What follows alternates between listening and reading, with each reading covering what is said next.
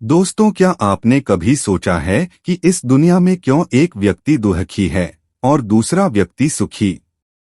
क्यों एक व्यक्ति अमीर है और दूसरा व्यक्ति गरीब? क्यों एक व्यक्ति के पास आलीशान घर है और दूसरे व्यक्ति के पास एक झोंपड़ी? क्यों एक व्यक्ति किसी काम में सफल है और दूसरा उसी काम में असफल? ये सारे सवाल इंसान को अंदर तक झंझोड़कर रख देते हैं।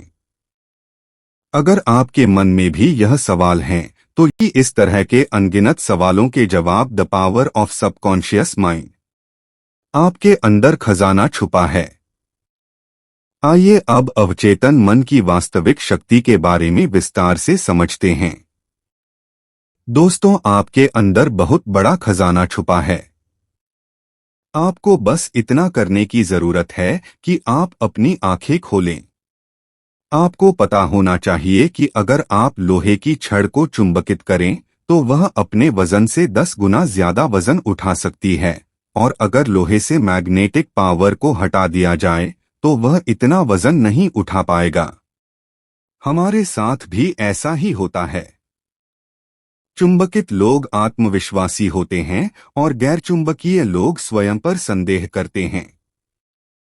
हमारा अवचेतन मन इतना शक्तिशाली है कि अगर आप दुनिया का सबसे अमीर और सबसे सफल व्यक्ति बनना चाहते हैं तो आपका अवचेतन मन आपके लिए रास्ता बनाना शुरू कर देगा।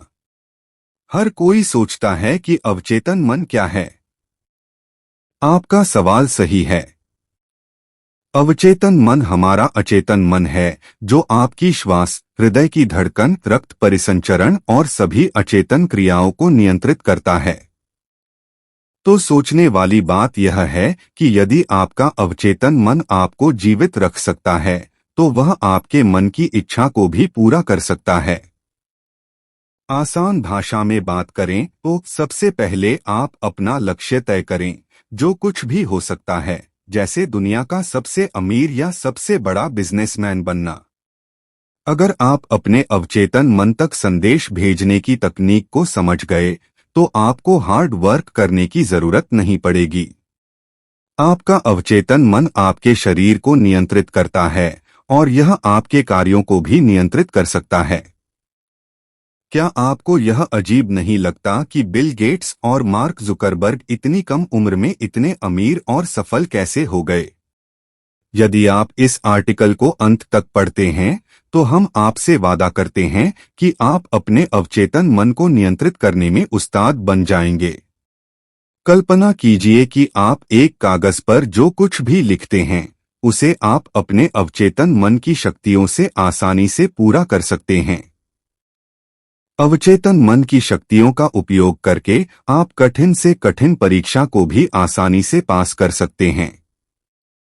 अवचेतन मन आपके ध्यान और उत्पादकता दोनों को बढ़ाएगा।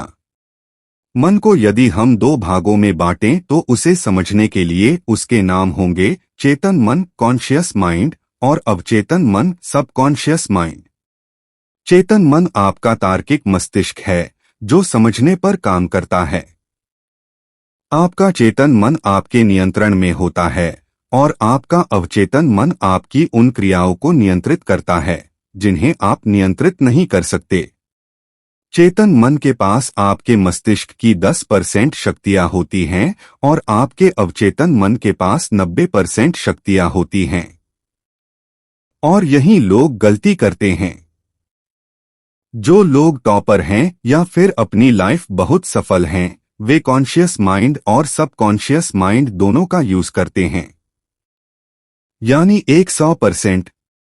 और जो लोग पढ़ाई, करियर या फिर अपनी लाइफ में असफल हैं, वे केवल कॉन्शियस माइंड का ही इस्तेमाल करते हैं, जो सिर्फ 10% है, इसलिए वे असफल होते हैं।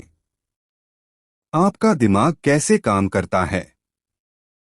कॉन्शियस माइंड हमारी 5 इंद्रियों से जानकारी प्राप्त करता है और उन चीजों का अनुभव करके निर्णय लेता है। लेकिन अवचेतन मन कोई निर्णय नहीं लेता। आपका अवचेतन मन बहुत संवेदनशील होता है। आप जैसा सुझाव उसे देते हैं वो वैसे ही काम करने लगता है।